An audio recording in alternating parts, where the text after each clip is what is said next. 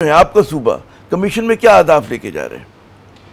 देखिए आमिर साहब, मैं अभी आपकी बात सुन रहा था कि 42.5% वफाक के लिए नाकाफ़ी है और 57.5% सूबों के लिए इजाफी है। सबसे पहले इस बहस में पढ़ने से पहले जो एक बुनियादी सवाल है कि आया ये जो 42% वफाक को दे रहे हैं, कल को अगर ज़्यादा भी देते हैं तो वो भी काफ़ी होगा कि नहीं होगा? तो आप बताएंगे हमें भाई। अब उसकी वजह यह है कि ये जो 42.5% का इस्तेमाल कैसा हो रहा है। अब देखें, मैं आपको छोटी चंद एक चीज़ें गिनवाता हूँ। SOEs का जी 1500 अरब से ज़्यादा का नुकसान है। हाँ। ठीक है जी। फिर 2022 ज़्यादा पीछे ना जाए, 2022 में मुल्क में सूद की अदायगियों की जो थी रकम थी वो सालाना थी 3,900 अरब रुपए। ठीक है। जो 2024 में 9,800 अरब हो गया। यानी कि सिर्फ सूद की अदायगी में 6,000 अरब रुपए का इजाफा 2 सालों में कर देना। अब कल को ये 10,000 अरब से 15,000 अरब चले जाए तो फिर इनको और जितना भी दे देंगे कम पड़ेगा। तो अच्छा, अब बात यह कि सिर्फ सूद की अदायगियाँ और तमाम सूबों को कितना पैसा मिलता है।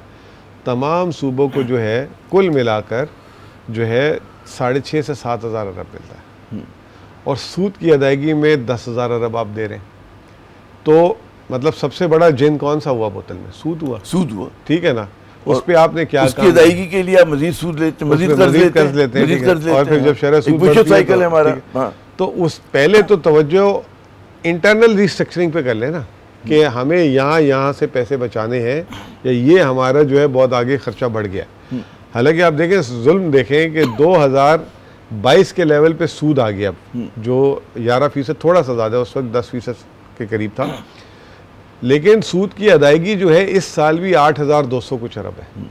यानी शरह सूद नीचे आने के बावजूद भी आपके, इसका मतलब ये कि आपका कर्ज इतना बढ़ा लिया आपने। और इसमें वो नहीं है जो असल रकम होती है उसकी अदायगी। जी, सिर्फ सूद है। फिर उसके बाद तीसरी चीज़ आप ले लें, ये जो बिजली की मद में कैपेसिटी पेमेंट और ये जो सर्कुलर डेट है, ये जो है पावर का जो है सर्कुलर डेट 2,500 अरब है। कहते हैं गैस का 4,500-5,000 अरब है। ठीक है। अब ये तमाम मामलात आपने ठीक नहीं कर रहे अपने। फिर उसके बाद आप आगे चलें। जब 18वीं तरमीम हो गई थी, आपका काम था कि उसी वक्त जो आपके खर्चे जो सूबों ने करने थे वो आप आज तक उसको लेके बैठे हुए।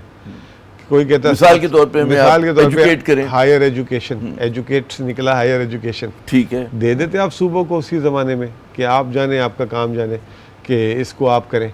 तो इस तरीके से बहुत सारी जो मिनिस्ट्रीज़ थी जो डिवॉल्व होनी थी वो उन्होंने डिवॉल्व नहीं की।